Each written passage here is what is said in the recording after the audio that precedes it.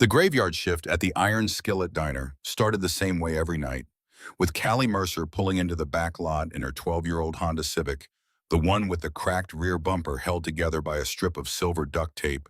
She had applied herself on a Sunday afternoon 3 winters ago when she did not have money for the repair shop and had decided that duct tape applied with care was not a lesser solution, but simply a different one. She always parked under the sodium light near the dumpster because the lot had no cameras back there. And she had learned early that a woman working alone at night needed to be deliberate about small things. She checked her mirrors before she opened the door. She noted which other vehicles were in the lot and which had not been there the night before. She always knew exactly how far she was from the building entrance, not because she calculated it consciously anymore, but because she had been doing it long enough that the knowledge was simply there, the way a sailor knows the depth of familiar water without measuring it. These were habits she had developed without ever consciously deciding to develop them, the way a person who has lived near water long enough eventually learns to read the sky without being taught the names of cloud formations. It was 1:45 in the morning when she pushed through the back door into the kitchen and hung her jacket on the hook near the time clock. The kitchen smelled the way it always smelled at this hour, the particular combination of industrial cleaner and residual grease, and the coffee that had been on a burner too long, which was its own specific smell, thick and slightly bitter in the way of things that had been heated past their best moment, but that people still wanted because it was available and it was warm. The cook on duty was a man named Terrence who spoke infrequently and who she appreciated for exactly that reason. He was 54 and had been cooking at this location for 7 years, and he had the quality she valued most in a colleague, which was competence without performance. He nodded at her when she came in. She nodded back. This was the entirety of their greeting, and it was sufficient. The fluorescent light above the prep station hummed at a pitch that she had stopped hearing sometime in her second month on this job 14 months ago, but which she would notice immediately if it ever stopped. The way you notice the absence of a sound you have grown accustomed to more sharply than the sound itself. She had been working this shift since she enrolled in the nursing program at Victor Valley College, because the night shift at a highway diner paid better than the day shift, and because the hours brutal, as they were in the specific way that only night work is brutal, allowed her to attend her morning and afternoon classes without conflict. The brutality of night work was not the brutality of hard physical labor, which was at least honest about what it was doing to you. The brutality of night work was subtler and more cumulative. It was the brutality of living slightly out of phase with the rest of the world sleeping, when her classmates were in morning lecture studying, when the neighborhood was quiet and dark working, when most people she knew were in the deepest part of their sleep, when the particular vulnerability of the late night hours settled over a place and changed its character. A highway diner at 2 in the morning was a different establishment than it was at noon. The same tables, the same fluorescent light, the same laminated menus, with the same photographs of eggs and pancakes and pie. But the people who came in at 2 in the morning were different from the people who came in at noon in the specific way that the night selected for people who had reasons to be moving through the world at that hour, which meant they were either working or running from something, or running towards something, or simply unable to sleep. And each of these conditions produced a different kind of person at a table, and she had become fluent in all of them. She had made peace with the hours the way she had made peace with most things in her life, which was by not spending energy fighting what she could not change, and instead spending that energy on the things she could actually move. This was a philosophy she had arrived at through a combination of observation and necessity, watching her father practice it without naming it throughout her childhood. Earl Mercer had worked 2 jobs for most of her childhood: the sheet metal plant during the week where he had been a floor supervisor since she was 7, and a weekend maintenance job at the county fairgrounds that he took on when her mother left and the single income did not cover what needed to be covered. He had worked these 2 jobs for 11 years without, as far as Callie could determine, ever regarding them as anything other than what needed to be done. She had never once heard him describe himself as tired. She had asked him about this once when she was about 14, sitting in the kitchen of their small house on Old Leander Street, while he ate a late dinner after a double shift, rice and beans from the pot she had made earlier, reheated on the stove. He had looked at her with the same steady expression he always wore, the one that was not quite a smile, but was adjacent to one as if it were smiling's quieter cousin. And he had said that tired was just the feeling your body made when it was doing something that mattered. He said that if you stopped being tired, it probably meant you had stopped doing things that mattered, and that seemed to him like the worst problem. Earl Mercer had been dead for 4 years. He had died of a cardiac event on a Tuesday morning in March in the parking lot of the sheet metal plant before the day shift had even properly started. A coworker had found him beside his truck. The emergency services had been called, but there was nothing to be done by the time they arrived. He was 51 years old and had been healthy in the specific way that men who work with their hands and who do not spend much money on themselves are often healthy, which is the health of use and routine rather than of medical care, and it had not protected him from the thing that his heart decided to do that morning. Callie had been 18. She had 2 months left of high school. She had sat in the hospital corridor while they told her what she already knew. And she had sat there for a while longer after that, and then she had gone home and made dinner because dinner needed to be made, and she had understood even then at 18 that grief did not suspend the ordinary requirements of a life, and that the ordinary requirements were in fact one of the few anchors available in the period when everything else was shifting. She had graduated. She had worked for 2 years saving money in the deliberate way that her father had taught her, which was not to give money any more importance than it had, but not to give it less.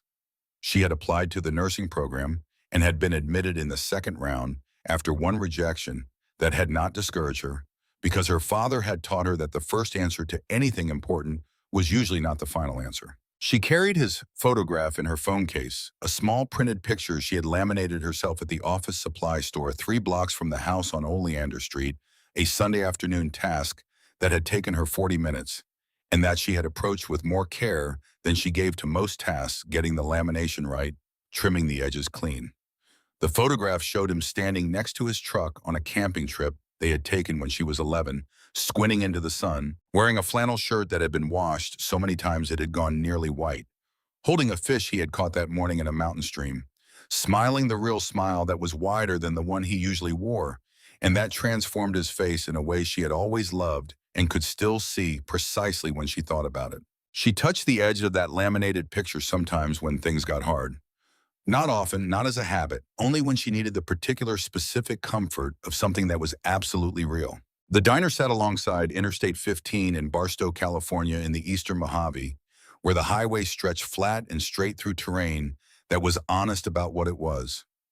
No pretense to the desert, no softening of its edges, no performance of beauty. The Mojave was what it was, which was enormous and ancient and indifferent to human convenience, and it did not ask for your admiration. The 15 cut through it going northeast to Las Vegas and southwest to Los Angeles. And at all hours of the night, there was traffic on it because Las Vegas and Los Angeles had between them the kind of gravitational pull that kept people moving at hours when most landscapes were quiet.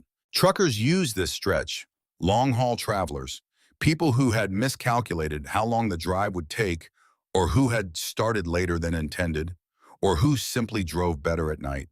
People coming back from things, and people going toward things, and people who were somewhere in the middle of deciding which of those was true about them. The iron skillet served all of them, black coffee and eggs and pau, and the particular mercy of a warm seat and fluorescent light, and another human being when the dark outside felt very large. She had learned to read the room in ways she had not anticipated when she first took the job. She could tell within about 90 seconds of a customer sitting down whether they were going to be easy or difficult, and that knowledge had nothing to do with how they looked, a lesson she had been surprised by initially and had come to regard as important. The roughest looking people were often the easiest because they had usually been on the road for a long time and they wanted food and quiet and to be left alone, and they had no particular agenda beyond those simple requirements. The trouble almost always came from people who felt that their having money or their particular position in some hierarchy they had constructed for themselves entitled them to something beyond what was on the menu, to deference or performance, or the specific pleasure of making someone else uncomfortable. She had developed a vocabulary for these people, internal and private, not unkind but precise, because precision was what nursing school was teaching her, and the habit of mind was not confined to clinical settings. She had begun to understand that people were legible if you paid the right kind of attention, and that paying the right kind of attention meant setting aside what you expected to see and simply looking at what was there. She tied on her apron and checked the coffee station and walked the floor to see which tables needed resetting. The diner had 12 tables and 8 counter seats. At 1:47 in the morning, there were 3 occupied tables, which was about normal for this hour on a weeknight. A trucker alone at the window who had been nursing the same coffee for 30 minutes, and whose presence was so still and so practiced that he had become almost an element of the furniture. A man who knew how to occupy a space without requiring anything from it. An older couple at the back who looked like they were driving from somewhere difficult and had not yet decided whether to talk about it. Their body language, the careful neutrality of people maintaining a temporary truce. And at the counter, occupying the third stool from the left, was Norbert Haynes. Norbert Haynes was 78 years old and came in 4 nights a week, always between midnight and 4 in the morning, always ordered the same thing without consulting the menu, because the menu had been the same for 11 years, and he knew it the way he knew things. He had no need to relearn. Lemon meringue pie and a cup of decaf with 2 sugars. He ate the pie methodically and with evident satisfaction, not because he was unaware of the pleasure, but because he had reached the age and the understanding at which a piece of good pie eaten in a warm room at 2 in the morning was not a small thing, but a thing of genuine value that did not require apology or diminishment. He had been doing this for 11 years. He had been a machinist for 30 years before his knees gave out the particular occupational deterioration of someone who had spent decades on concrete floors and whose body had absorbed the cost of that work in the joints.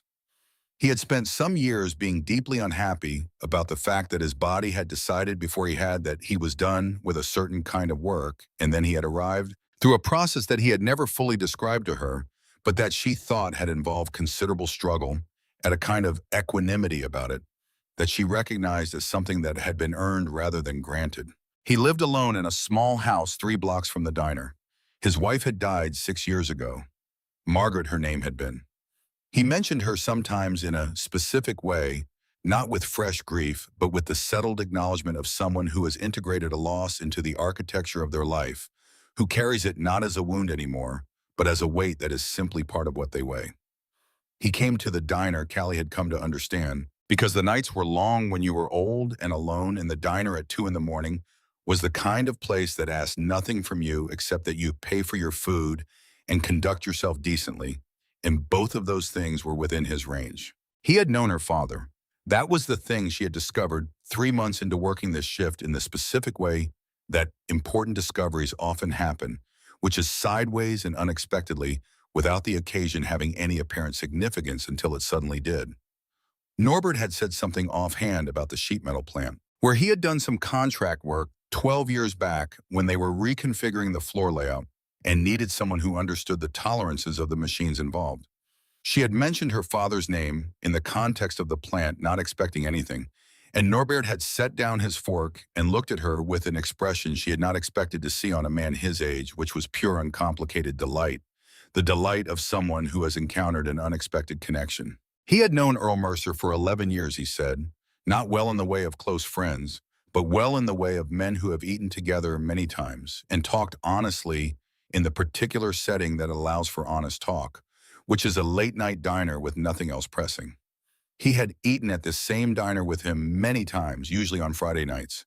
When the plant let out the later shift, usually sat at this same counter, usually had coffee, and talked about things.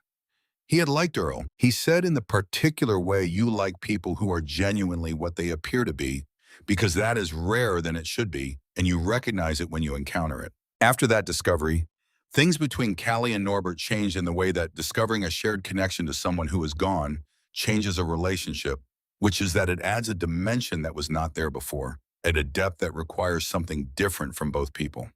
They did not talk about her father constantly or at length, but they talked about him sometimes, and those conversations had a specific gravity that Callie valued, because there were not many people left in her daily life who had known Earl Mercer as a man in the world, as a person with opinions and habits, in the particular texture of his own presence, rather than simply as her father, which was a role that told you something, but not everything. She refilled the trucker's coffee without being asked, because she could see from across the room that the cup was low and that he was the kind of person who would not ask, and refilling a coffee without being asked was one of the small graces of good service that did not cost anything, but that made a difference to the person receiving it, and she had decided early in this job that she was going to be good at it, not because the job required it, but because doing something halfway was not a quality she had inherited from her father. She checked on the couple at the back. They were ready for the check. She brought it and they paid quietly, leaving a modest tip that she noted without judgment, understanding that modest did not mean unappreciative, just that people had different circumstances and different calculations, and she had learned to receive tips without making them a measure of anything beyond what they were. She came around to the counter.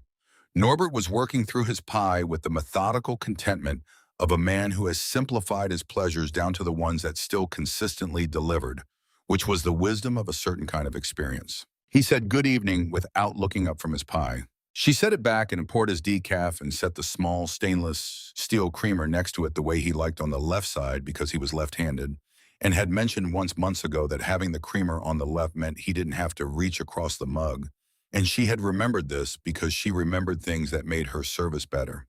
And because Norbert had told her once that her father had a good memory for details that mattered to other people, which she had taken as the highest kind of compliment. He said, "You look tired." She said, "I've got a tuition payment due in 3 days." He looked at her then with the full attention of someone who had learned that when a person answers a question about how they look with a statement about money, they are not changing the subject. She told him the amount because she had learned over 14 months that Norbert Haynes did not offer hollow comfort and did not fill silences with reassurances he could not back up and could be trusted with real numbers, because he would not respond to a real number with a platitude. $1,200 due Friday. She was 430 short. She had done the calculation that morning, sitting at her kitchen table with her bank statement and her school portal open and side by side, and the number had not improved with closer examination. He was quiet for a moment in the way that thoughtful people are quiet when they are actually thinking, rather than simply waiting for the right moment to speak. Then he said Earl would have found the money. She said she knew. She was trying. He nodded and went back to his pie, and she went back to the floor. And this was the nature of their conversations, which moved in and out of difficult things without requiring performance from either party, which was one of the reasons she valued them. The couple from the back table left at 2 minutes past 2. The trucker at the window ordered scrambled eggs and wheat toast, which was the 3rd time this week.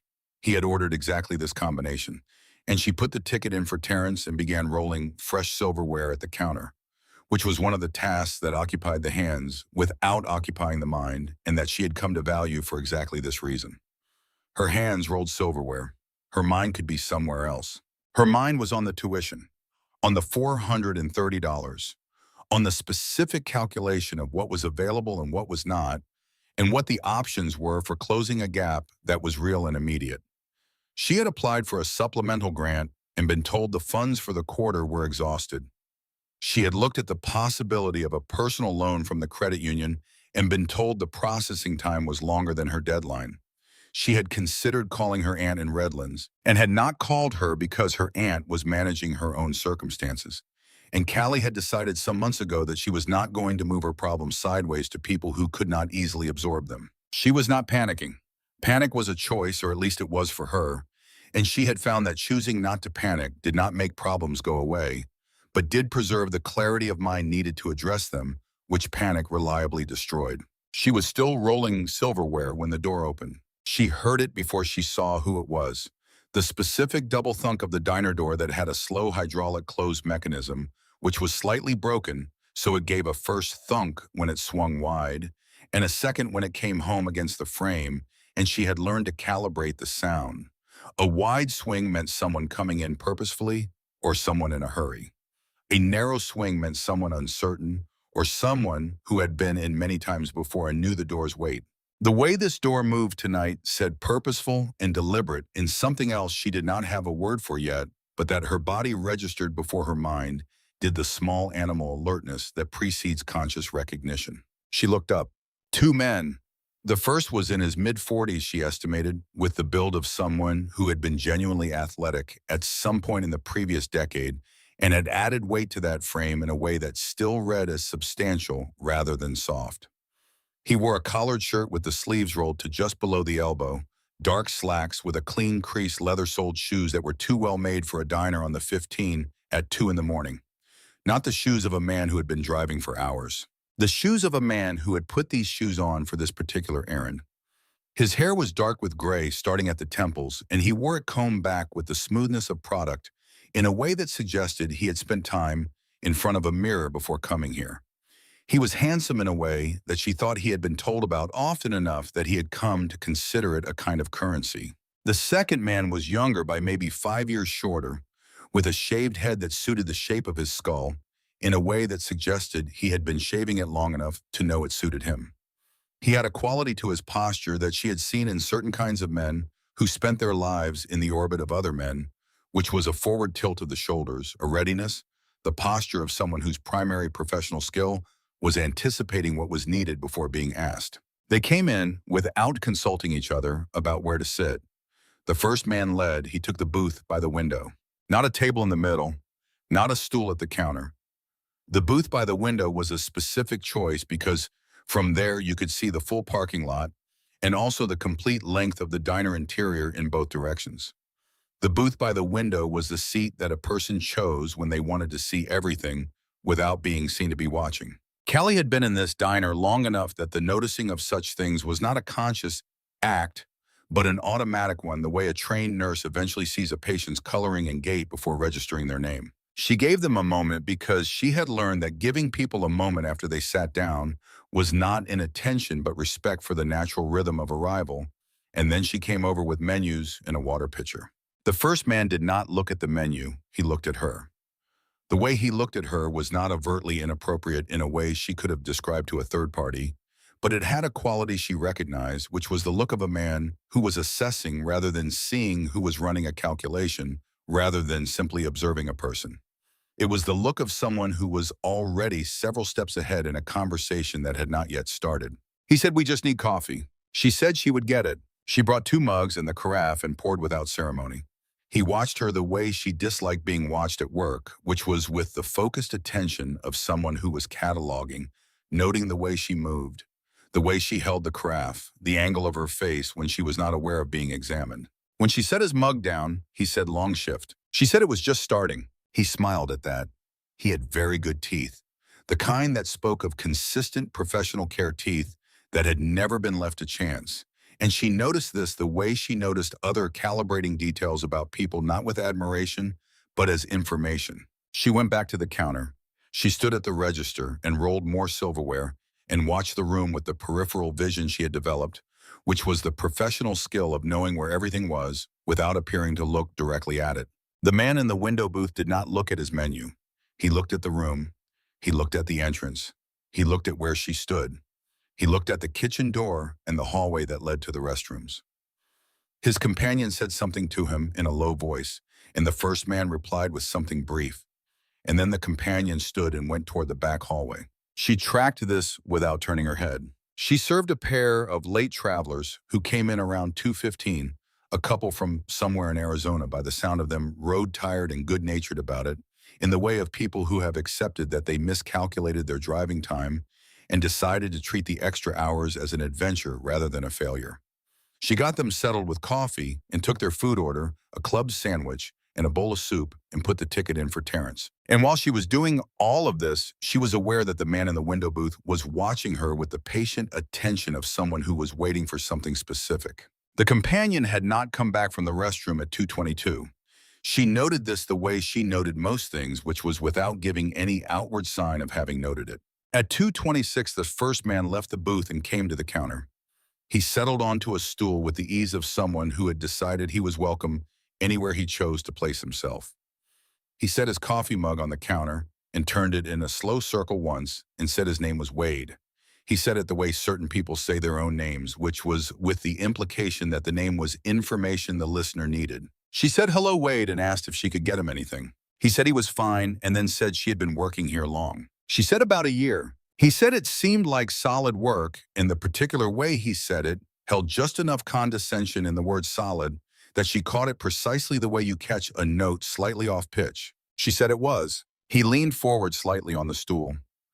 Not enough to be threatening by any standard a witness could articulate, but enough to claim more of the space between them than the stool and the counter entitled him to the physical language of someone accustomed to expanding into whatever territory was available.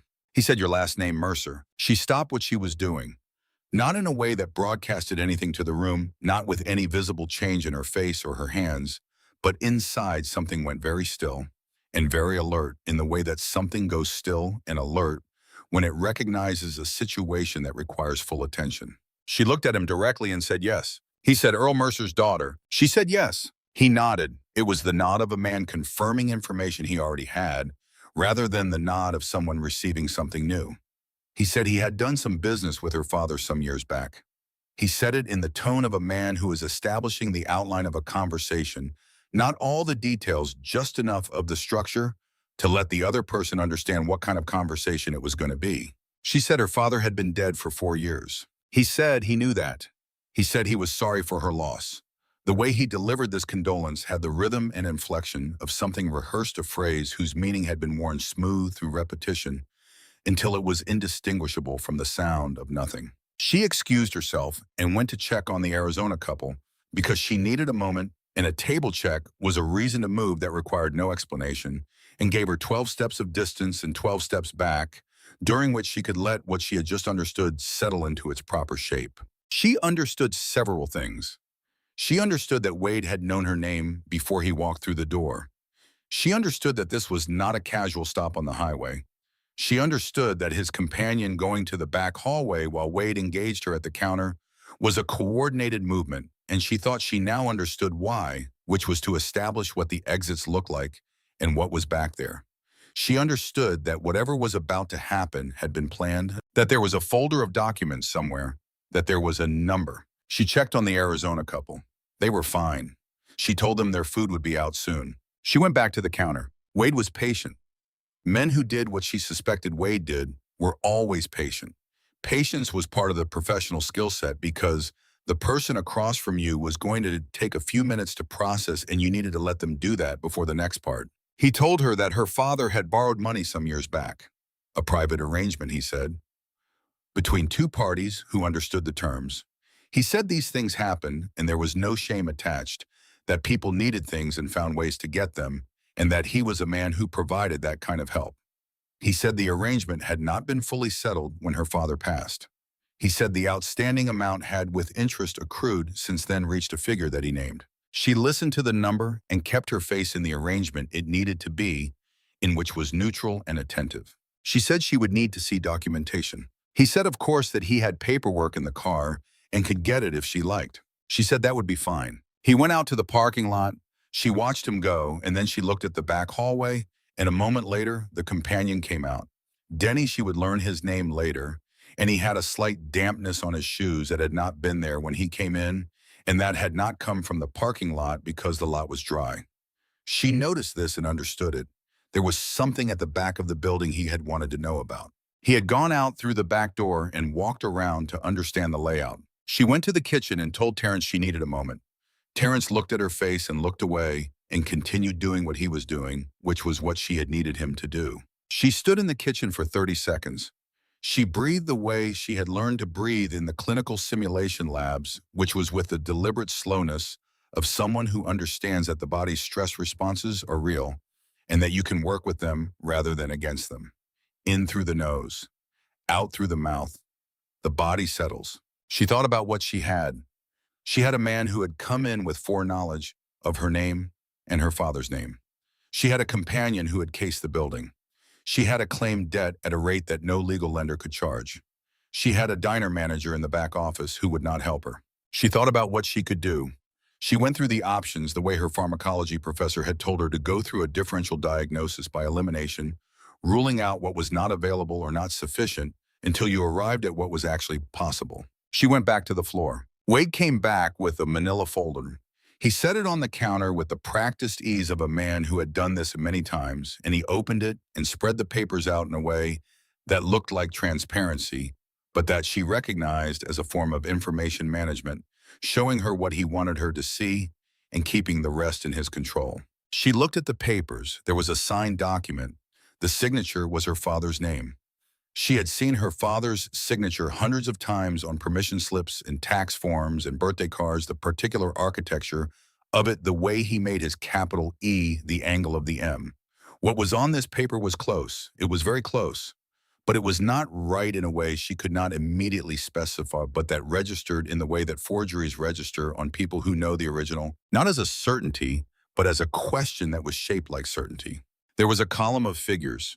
The interest rate calculated monthly compounded was predatory in the specific legal sense of that word, which she knew because nursing school had a unit on patient financial exploitation, and she had read it with the attention she gave to everything in school. She said she would need to have someone look at this. He said, of course. He said he was patient. He said he was not going anywhere. She excused herself and went to Dale Fitch's office and knocked on the open door. Dale Fitch was 61 years old and had managed the night shift here for 9 years. He was a man who had developed over a long career in service management, a specific professional skill that she had come to recognize as the skill of minimum necessary engagement. He kept the diner running. He maintained the relationships with vendors and with corporate oversight, and with the staff in the particular efficient way of a manager who understood what the job required and provided it and no more. He had the quality of a man who had decided some years ago that the world was largely not his problem and who had arranged his life to honor this decision. She described the situation. She did it in the flattest, most factual terms she could manage because she had learned that Dale responded to facts and that anything that sounded like an appeal to his sympathy registered with him as a problem she wanted him to absorb. He listened with his phone face down on the desk and his hands folded in front of him, and she could see in the quality of his listening that he was calculating not how to help her, but how to determine whether helping her was required of him in any way that touched his own circumstances. He said, "Has he done anything illegal?" She said the rate on the document was predatory. He said that was a legal question above his pay grade. She said she was asking him to ask the men to leave. He looked at the middle distance. He said, "Cal, I don't know that I can do that if the man hasn't violated any laws on the premises." She heard this. She understood it. She saw it clearly for what it was, which was not cowardice exactly, but something adjacent, a learned neutrality that had been practiced until it felt like a principle. She did not argue. There was nothing in Dale that argument could reach. She said okay and went back to the floor. She went to the counter and she took out her phone with the movement of someone checking a message, a movement so ordinary in the context of a modern workplace that it attracted no more attention than blinking. She positioned the phone against the napkin holder at the angle she needed. She opened the camera application. She set it to video. She pressed record.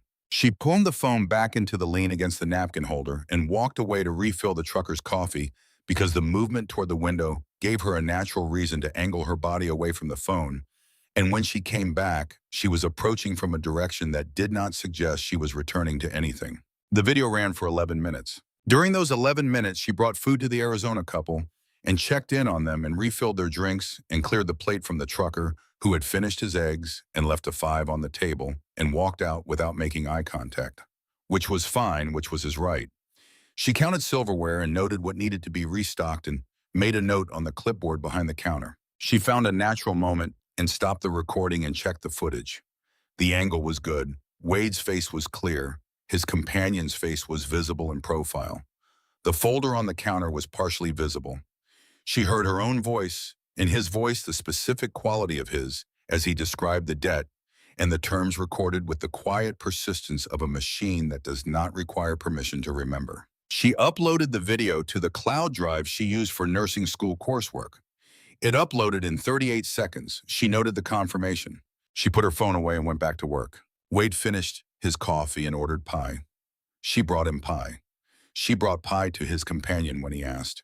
She did this because she was working and because bringing people what they ordered was her job, and because she had no intention of allowing what was happening to change the standard of her work. Wade ate his pie and talked in the way that certain men talked at service workers, which was not really to them, but around them using their presence as an audience without granting them the status of a participant. He talked about the nature of private lending and the way markets worked and the importance of honoring agreements. He said these things in a reasonable voice with reasonable words, and the accumulation of them built something unreasonable. The way that individual bricks are just bricks until there are enough of them arranged a certain way. She kept moving, kept her face in its arrangement. She went to the back hallway on the pretext of checking the supply closet, and she tested the back door with one hand pressing the bar, feeling its weight and its responsiveness. It opened cleanly. She noted the lot beyond it, the position of her car under the sodium light, the absence of anyone between the door and her car at this particular moment. She came back to the floor. At some point, Wade rose from his pie and came back to the counter. He reached into the folder and produced a business card which he set on the counter between them with the precision of a man placing a chess piece. He said she could reach him at that number. He said he understood she needed time and that he was a patient man, but that patience was not infinite, and he hoped she understood what he meant by that. She said she did. He picked up a paper napkin from the dispenser. He produced a pen from his shirt pocket, an expensive pen, the kind with actual weight to it. He wrote something on the napkin and slid it across the counter toward her. She looked at it. Get a real job, loser. Your daddy couldn't pay his debts either. She read it once and read it again. She looked up at Wade. He met her eyes with a smile that was wholly relaxed and wholly pleasant. The smile of a man who has just done something that leaves no mark and cannot be proven, who understood that he had just delivered a form of violence that occupied no legal category and produced no evidence, and that the person in front of him had no recourse for. He found this arrangement satisfying. She could see that he found it satisfying. It was the satisfaction of a man who is very good at a particular thing that requires the misery of other people to demonstrate. She folded the napkin. She put it in her apron pocket. She said nothing because there was nothing to say that would cost him anything, and she had no interest in spending words that could not reach the thing they needed to reach. He said good night with the warmth of a man leaving a pleasant dinner party. His companion Denny paused at the door and looked back at her. His expression had in it something that was not quite apology and not quite warning, but that contained elements of both the expression of a man who understood what he was part of and had decided a long time ago that understanding it was not the same as responsibility for it. Then he pushed through the door and was gone. The door gave its double thunk. She stood at the counter for 4 counted seconds after the door closed, and then she went to the coffee station and topped off the decaf carafe and brought it to Norbert because Norbert's cup needed topping and because the act of doing the ordinary thing was the anchor. He was looking at the door with an expression she had not seen on him before. The equanimity was still in him, the settled quality of a man who had lived long enough to absorb considerable difficulty without being shattered by it. But something beneath the equanimity had shifted some deeper layer of attention that had been activated by what he had watched happen over the past 45 minutes. He said, "Who was that man?" She said, "Someone who knew my father." Norbert looked at her. He looked at her the way he sometimes looked at things he was measuring, to tolerances, the careful attention of a man who had spent a career on precision and whose eyes had not forgotten how to do that work. He said, "Did your father know him well?" She said she thought so. She said she was not sure, but she thought so. He said, "Earl never mentioned anyone like that to me." The way he said it was not quite a statement and not quite a question.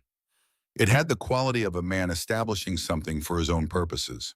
She said, "I know." Norbert set down his mug. He had not finished his pie, which was unusual, and she noticed this because she noticed the pattern of his habits, the way she noticed the patterns of most things she observed regularly. He reached into the inside pocket of his sport coat. The sport coat was dark blue and had been once a good garment that had been maintained carefully through many seasons, the kind of garment that tells you something about a person, which is that they believe in taking care of what they have even after it has passed its prime. He produced his wallet. The wallet was brown leather, soft and shaped from long use, conformed to the contour of his back pocket in the particular way of wallets that have been carried in the same place for decades. He opened it and looked at what was inside with the private concentration of someone doing an honest accounting. He counted carefully, not rushing it. He arrived at some decision that was visible in the way his expression settled. He peeled off a $20 bill and held it out toward her. She said, "Norbert." He said, "I know, just take it." She said she couldn't. He said, "Callie." He said it with a gentleness that was so different from what the last 45 minutes had contained that it caught her off guard. He said, "This is not a loan. This is not charity. It is a man who knew your father for 11 years handing you $20 because he can and because he wants to, and because Earl would have done the same for any person sitting where you're sitting right now." She took it. She folded it and put it in her apron pocket without looking at it because looking at it would have made her feel something she did not have room to feel right now. Norbert set down his half-finished pie. He reached into the other pocket of his sport coat and produced his phone. It was an older model, the kind that had been a good phone some years back, and that he handled with the deliberate two-handed care of someone who had come to touch-screen technology in his late 60s and treated it with the appropriate respect of a person who understood that a tool they did not fully understand required extra attention. He found what he was looking for in his contacts, and he pressed call and held the phone to his ear. She did not ask who he was calling. She went to check on the Arizona couple who were finishing their food and seemed satisfied with the night's detour into the Mojave. Norbert spoke briefly into the phone. She could not hear what he said from across the room, and she did not try to. When he was done, he put the phone back in his pocket and returned to his coffee. She came back to the counter. She topped off his decaf. He said, "You should know your father paid that man." She looked at him. He said, "I don't know the specifics, but I knew Earl for 11 years. He paid his debts. Whatever that man showed you tonight, Earl paid what he owed." She said she knew. She had known this, had felt it as a certainty before she had any evidence for it, in the way that you know things about people you have loved and observed closely. Norbert finished his pie after all. He paid his bill and left his $4 and put on his sport coat. At the door, he paused and looked back at her. He said Earl was a good man. She said she knew. He said some debts get paid in ways the person who owed them never expected. Then he pushed through the door, and the desert night took him, and she heard the cough of his old Buick starting in the lot, the particular sound of an engine that had been reliable for many years and that still was, and then the sound of it pulling away onto the frontage road. She stood behind the counter of the quiet diner. The trucker was asleep in his booth. The Arizona couple were finishing their coffee. Terrence was in the kitchen doing something with a scraper, and the flat sound of the tool on the grill's surface was the only sound for a moment. She took the napkin out of her apron pocket. Not Norbert's 20, the napkin. She read it again, the words in Wade's handwriting, the specific contempt of a man who felt entitled to deliver contempt.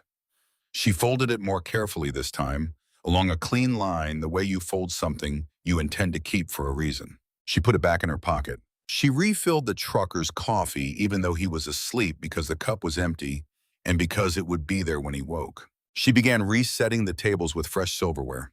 She worked methodically around the room, the familiar choreography of the task, and she was in the middle of this when she became aware of a sound that was not the diner. It arrived gradually, the way large sounds sometimes do, beginning as something felt rather than heard, a low vibration that came up through the soles of her shoes from the floor, and through the counter when she rested her hand on it, and through the glass of the front window when she was near it.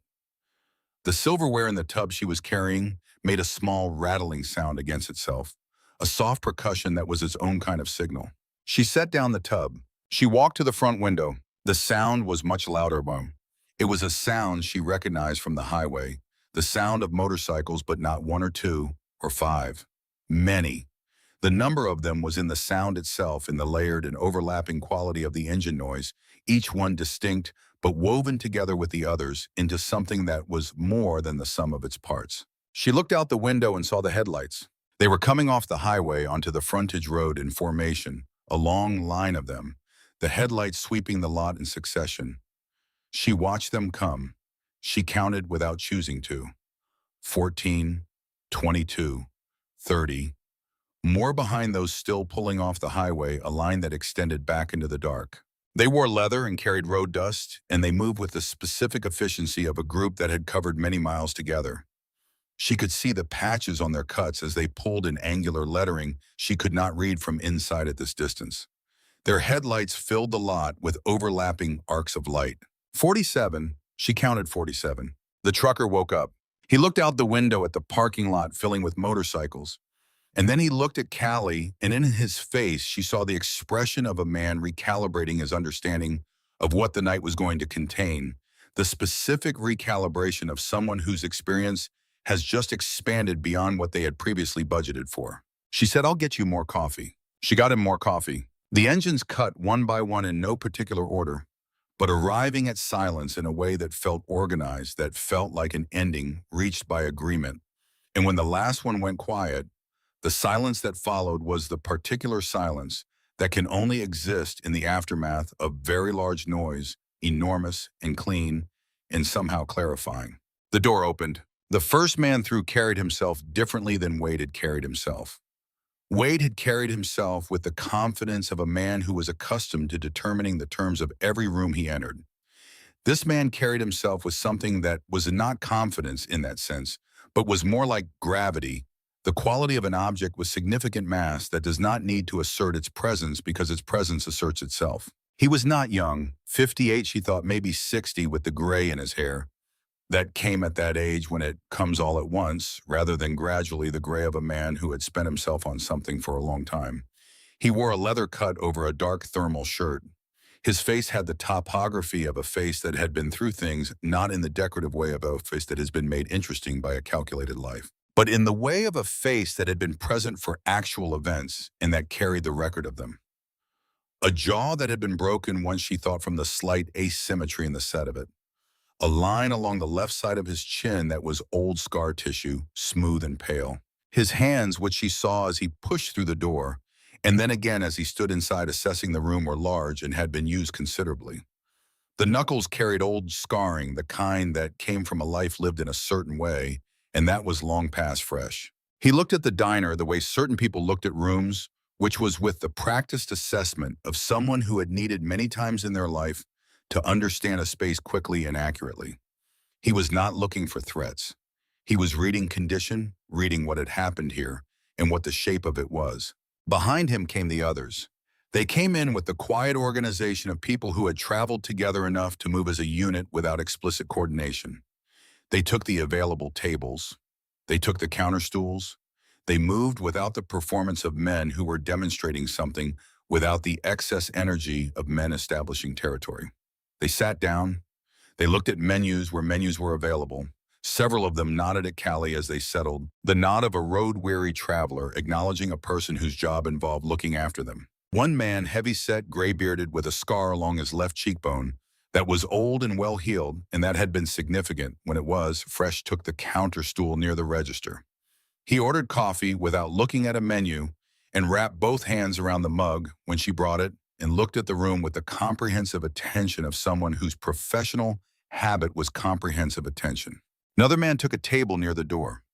He was younger than most of the others, dark-bearded, medium height, with the build of someone who had been deliberate about physical condition for a long time. He had his phone out from the moment he sat down and was doing something on it that was not casual, scrolling his focus on the screen, too concentrated for that. Callie stood behind the counter. The first man, the large one with the gray hair and the broken jaw, stood at the entrance for a longer moment than the others. He was looking at something specific.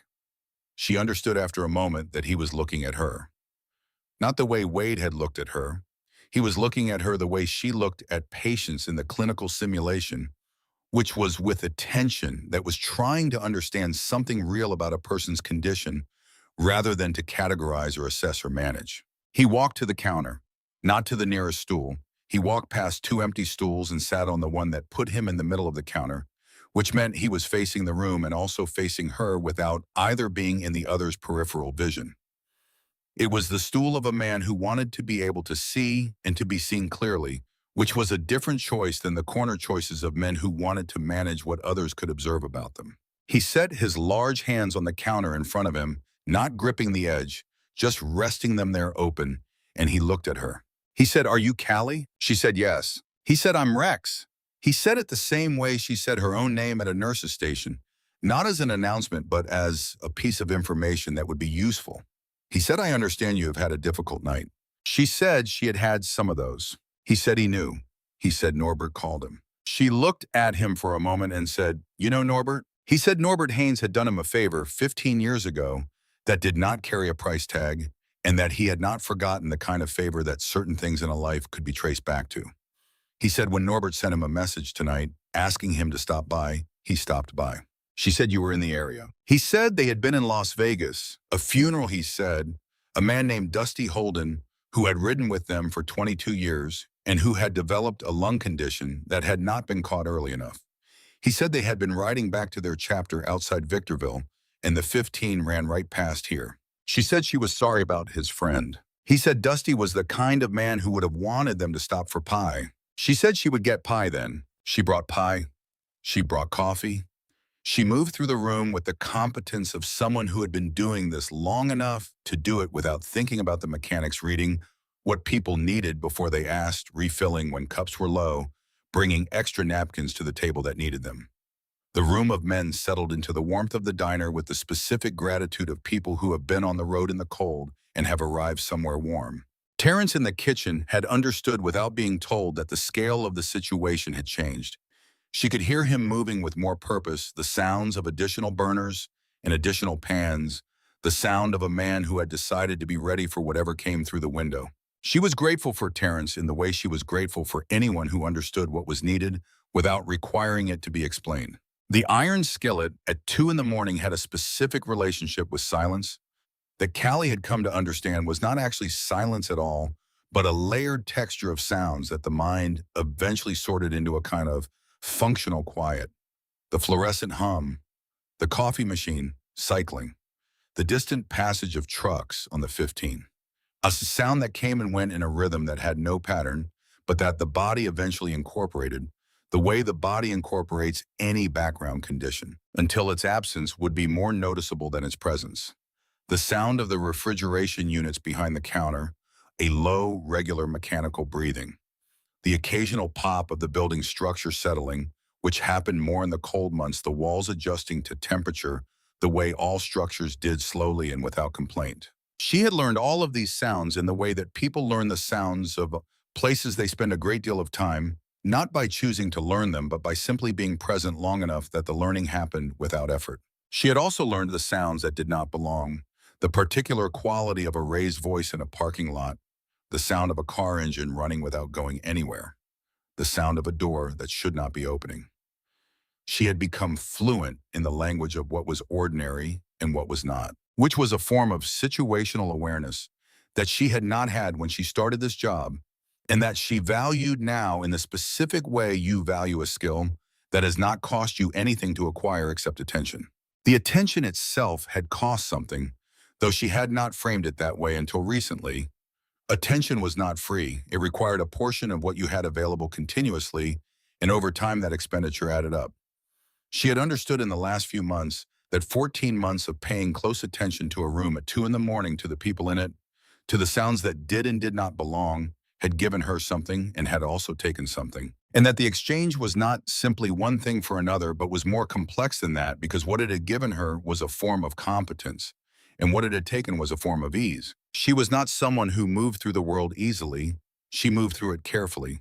She moved through it with a quality of attention that was useful in clinical settings, and that had been useful tonight, absolutely, that had contributed directly to the outcome of tonight. And that was also a form of cost that she was aware of, and that she hoped with some time and distance to balance differently. She thought about this sometimes, about the kind of person the job had made her, and whether the job had made her that person, or whether she had been that person already, and the job had simply given that quality somewhere to be used. She had not arrived at a conclusion about this, and she suspected she would not, that it was the kind of question that remained open because the answer was not one of the two options it appeared to offer. She thought about her father's version of this question, which she had never heard him ask directly, but which she had observed him navigating over the years. Earl Mercer had been careful. He had been attentive. He had been the kind of person who noticed things before he needed to notice them, and who addressed problems before they required emergency measures. This had made him excellent at the practical requirements of his life. It had also meant he carried more than was comfortable, more than was easy, more than most people saw when they looked at him. She thought he had found some of the balance in the conversations with Norbert at this counter at 2 in the morning. She thought the honesty of this specific place in this specific hour had given him somewhere to set down some of what he carried for a little while and then pick it back up when he left. She thought that was what she was doing here too, still after all of it.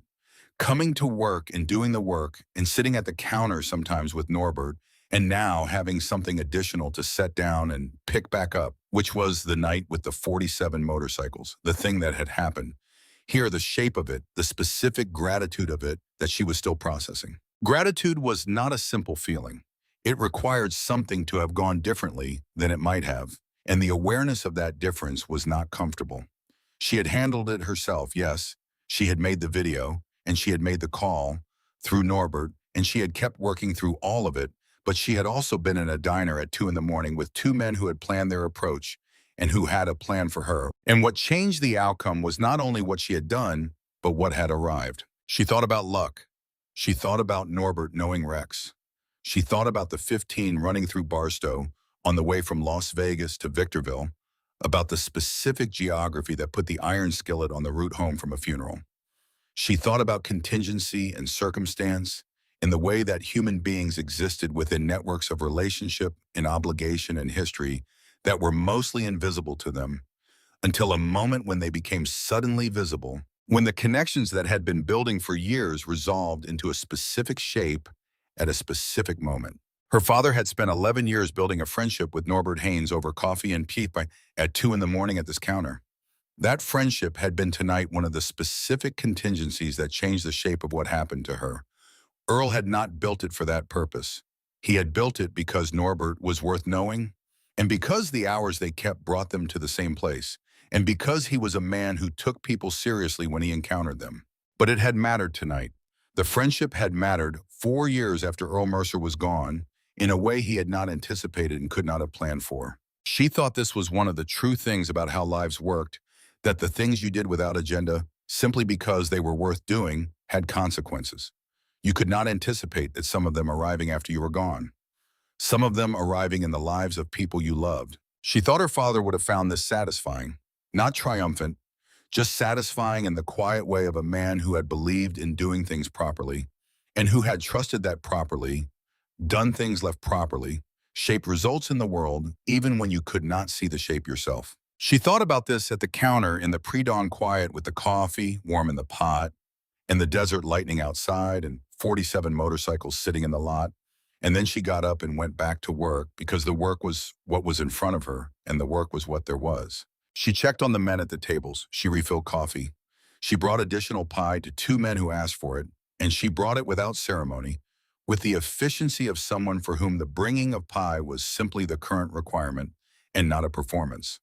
The men thanked her the way road-weary people thank the person who brings them what they need, which was with a brevity that was not rudeness, but was the courtesy of not making a person stand there while you expressed more than was necessary. She went back to the counter. Sal at his stool near the register had the quality of a man who had completed a task and was now simply resting in the completion of it.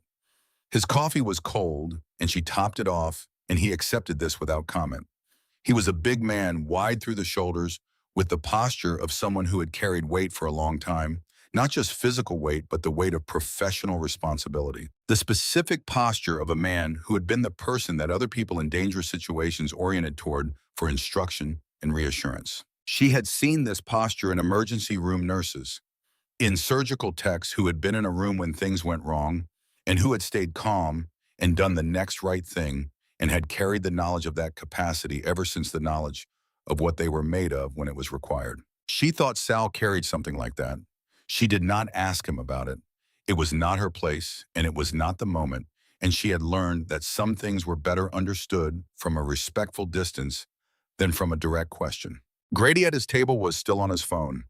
His expression had the focused calm of someone who was deep in a task, and she understood that the task was the assembly of the documentation package, the specific work of making a case legible to the institutions that would receive it, which was a different kind of work from the work of gathering the evidence, a more careful and more patient work, the work of translation. She thought about the people for whom the documentation Grady was assembling might matter.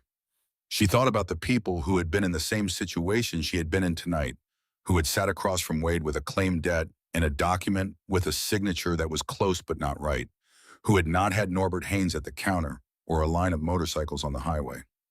She thought about what had happened to those people, and the thought was not comfortable, and she held it for a moment, and then she let it be what it was, which was the knowledge of a thing she could not change, and that was now being addressed through available channels, and that was what was possible, and possible was enough. The clock on the wall behind the register moved through its ordinary increments. The kitchen was quiet. The room of men had settled into the late-stage quiet of a long night, the specific quality of men who had been awake for a long time and who were warm and fed and whose engines had wound down to a low idle. She was aware in the back of her mind of the approach of dawn, Not seeing it yet, but knowing it was coming, the way you know things are coming when you have spent enough time in a place to understand its rhythms. The Mojave at this hour had a specific quality, a held quality, as if everything were waiting, and she had learned to read the particular texture of the waiting, which told her how much longer until the sky began to change. Not long now. She thought about the shift ending. She thought about driving home through the early light. She thought about sleeping and then waking and going to her afternoon class and coming back to this place in the evening to do it again. She thought this was her life, the ordinary round of it, and that it was hers and that it was enough, and that the night had not changed this, but had added to it a layer of knowledge and a layer of something else.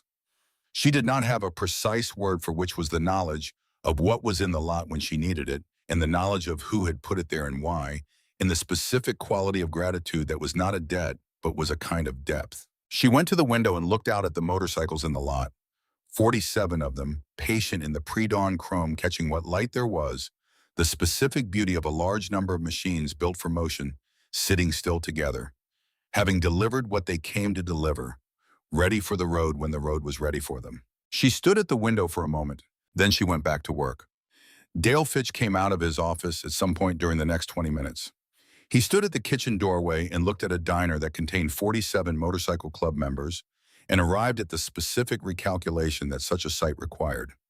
His face moved through several configurations in rapid succession and settled on something that was attempting to be managerial.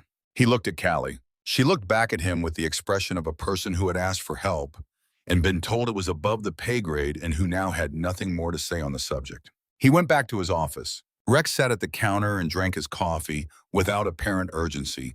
He was not a man who used silence as a performance or who seemed to find it uncomfortable. He sat with the settled quality of someone who understood that most of the important information in any situation came to you if you gave it the time and space to arrive. After the room had been fed and watered and the low murmur of conversation had established itself, she came back to the counter and stood in front of him. She said Norbert told you about the man who came in. Rex said he had told him some. She said the man had not just been collecting a debt. She said that even if the debt had been legitimate, which she doubted the manner of collection was not. She laid out what she had observed in the specific order of her observations without editorializing. The rate on the document, the foreknowledge of her name, the companion going to the back hallway while Wade engaged her at the counter, the pattern of the conversation which had the structure of something practiced, the napkin. He listened without moving. He did not nod or make the small sounds that people make when they want you to know they are following along. He simply received what she said completely the way you receive something that you are going to use. When she was done, he said, "You have the napkin." She took it from her apron pocket and unfolded it and placed it on the counter between them. He read it. His face did not change in any way that was visible in the muscles of it, but his hands resting on the counter went completely still. The specific stillness of controlled response, which was different from the stillness of indifference. She had learned to read this difference in clinical training, and she read it now. He said he wrote this. She said yes. He said while you were standing there. She said yes. He set the napkin back down. He smoothed it once with 2 fingers along the fold, the gesture of a man straightening something that did not need to be straightened, and then he picked up his coffee. He said, "What's the tuition situation?" She said that was not why she was telling him this. He said he understood that. He was asking anyway. She told him the number, the gap, the Friday deadline. She told it to him the way she had told it to Norbert, which was directly because she had learned that this was the only way to tell a real number. He nodded once, a single precise movement. She said, "I also have this." She took out her phone and navigated to the video and held the screen toward him. She had watched 30 seconds of it herself and then stopped, because watching it made her feel something she needed to manage. He watched it in silence, the full 11 minutes, his face unchanged throughout. When the video ended, he looked at the phone for a moment and then looked at her. He said, "You filmed that yourself?" She said yes. He said while it was happening. She said yes. He was quiet for a moment, and in the quiet, she could hear the room around them, the conversation at the tables, the sound of forks, someone laughing at something near the back, the ordinary sounds of people restored by warmth and food and rest. He said, "Your father would have been proud of you." She said she did not know whether he had known her father. He said he hadn't. He said that didn't change the observation. She put her phone away. She went to the other tables, to the other men, to the ongoing work of the night, which did not stop because her personal situation was complicated. She filled coffee and brought additional pie where it was asked for and checked in on the group near the back, who had been talking with the energy of men for whom conversation was a kind of sustenance, the energy of people who had spent several hours moving in relative silence and who were now releasing what had accumulated. Sal at his counter stool had shifted his position at some point during the last half hour, a slight reorientation that positioned him more toward the back of the diner. His coffee was still in front of him, but he was not focused on it. She noticed this the way she noticed most things in her professional observation of a room, which was peripherally and without comment. The man from the table by the door, the dark-bearded one with the phone, was now sitting not at his table but at a booth toward the middle of the room, and across from him was a man she had not placed specifically before younger, with the particular look of someone who had found himself in a situation he did not entirely understand. She noted this pairing without its significance fully assembling itself. It was assembling itself, though. She would understand later that Sal had moved to a position from which he could hear a specific conversation, and that the conversation he was hearing was the one between Denny and the dark-bearded man whose name was Grady, and that this conversation had the structure of an interview in which only one of the two participants understood they were being interviewed. At 4 in the morning, she saw headlights cross the lot. She was at the counter refilling the coffee urn, and she saw the headlights through the front window, and then a sedan parking in the lot among the motorcycles and two men getting out of it.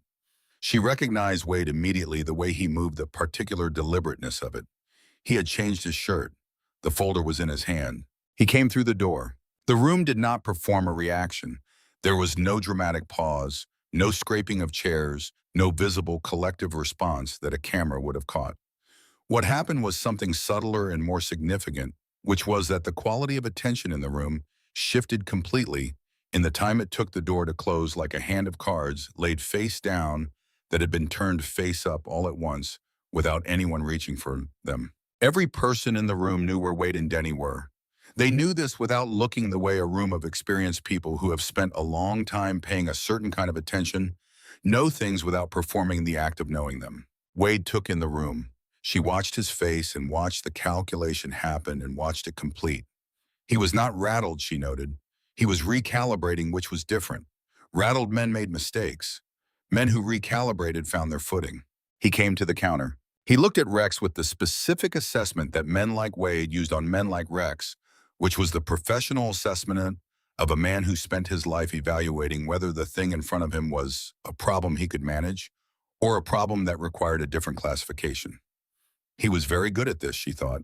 He had done it many times. He said, "I didn't expect company." Rex said neither did she. The silence that followed this was not the silence of two men who had nothing to say. It was the silence of two men who were determining something. Rex said, "I understand you knew her father." Wade said that was right. Rex said, "Tell me about that." Wade set the folder on the counter with the confidence of a man who had been through similar conversations before and who understood that a paper document was a kind of authority. He said he had lent Earl Mercer money 7 years ago, that it was a private arrangement clearly documented and clearly signed, that Earl had died before the matter was settled, and that the debt had transferred to the estate, and the estate was the daughter. Rex said, "At what rate?" Wade said the rate was agreed upon at the time of the loan. Rex said, "What rate?" Wade said that was between him and the family. Rex looked at Callie. She said the figure. She said the interest rate. Rex said that's not a rate. He said it without heat, without any performance of judgment. He said that's an extraction. Wade said he understood Rex had opinions. He said he was not sure those opinions were relevant to the legal standing of a documented private agreement. Rex said, "You're right, they're not." He let this sit for exactly as long as it needed to. Then he said, "Tell me about the document." Wade said he was not obligated to share financial documents with a third party. Rex said no. He picked up his coffee mug. He said, "Grady." The dark-bearded man at the middle booth stood up and came to the counter with the unhurried movement of someone completing a task he had already done the hard work of, and he set his phone on the counter, face up, and said, "Meridian Capital Solutions, Managing Director," he said, looking at Wade.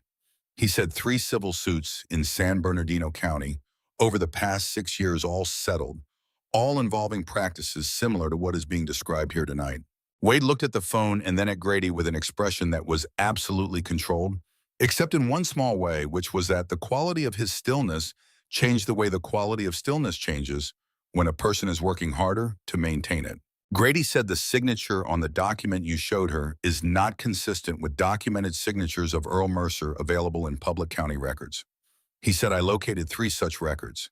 He laid them out in the order he had found them: a deed of trust, a vehicle registration, a credit union document. He said, you want to talk about the signature? Wade said, that's a serious allegation. Grady said, it's an observation. Sal from his stool at the register said in the quiet, even voice of a man delivering information, he has finished gathering. Your associate has been very helpful tonight.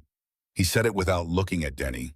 He said it the way a person mentions something after it has already served its purpose. Callie looked at Denny. Denny was looking at Sal with the expression of a man who has just completed the backward calculation of a conversation and has arrived at an understanding of what the conversation actually was. Sal said to Denny, you mentioned the Hesperia property. He said, I didn't ask you about it. He said you brought it up in the context of explaining the structure of the business arrangements. And I found that interesting, and I wrote it down. He said this without accusation, without any quality of performance. It was the voice of a man describing a thing that had already happened and that could not be changed, the particular calm of someone who has already secured what they came for and has no need of drama. Denny said, I didn't mean to say that. Sal said, I know. He lifted his coffee. It's already written down. The silence in the room after this was the silence of a room in which something has been decided. Rex said to Wade, here is what I think is going to happen. His voice was the same voice he had used throughout the conversation, even-toned, and direct, the voice of a man who had no need to raise it because the room was already oriented toward him. He said, you're going to tell me what the actual situation with Earl Mercer's money was, the true situation, not the version in the folder. And you're going to tell me whether there are other people who are in the same position this young woman is in tonight, because I suspect she is not the first. Wade said he didn't think he needed to do anything. Rex said you don't. He let it be. Then he said Grady has 7 years of your business records and a phone that is currently uploading to a server. Sal has a documented account of the conversation your associate had over the past hour, including specific details about properties and transactions that I suspect you would prefer to remain private. He picked up his coffee again. He said, you can choose to do nothing. That is a legitimate choice you are free to make.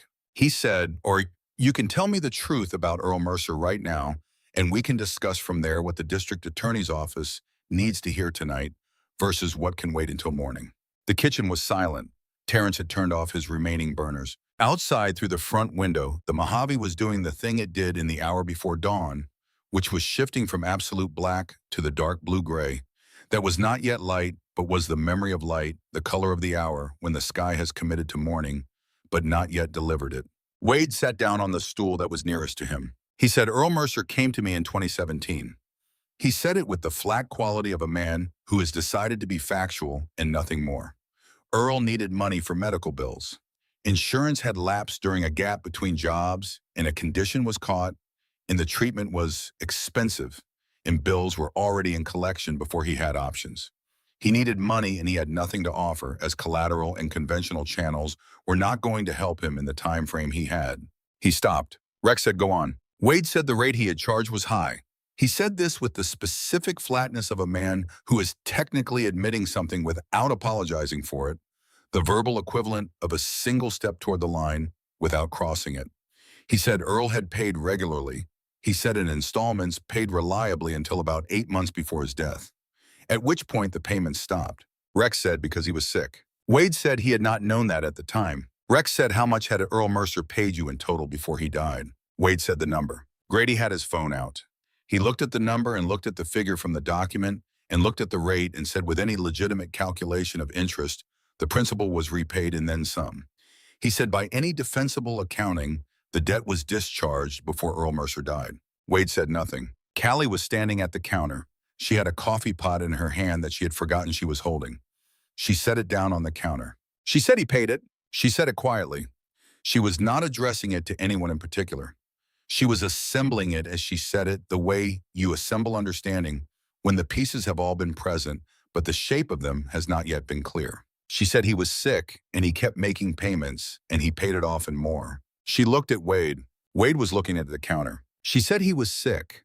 She said this a second time without intending to because the fact of it was arriving in layers. Rex was watching her. She picked up the folder from the counter. She looked at the papers inside. She set them back down. She said these are not legitimate documents. She said it the way she said clinical observations in her nursing program, as a statement of assessed fact, rather than as an accusation, because the facts and the accusation were the same thing and the fact was sufficient. Wade said nothing. Rex said Grady. Grady said I'll have the full package assembled and transmitted to the district attorney's office by 7 a.m. He picked up his phone.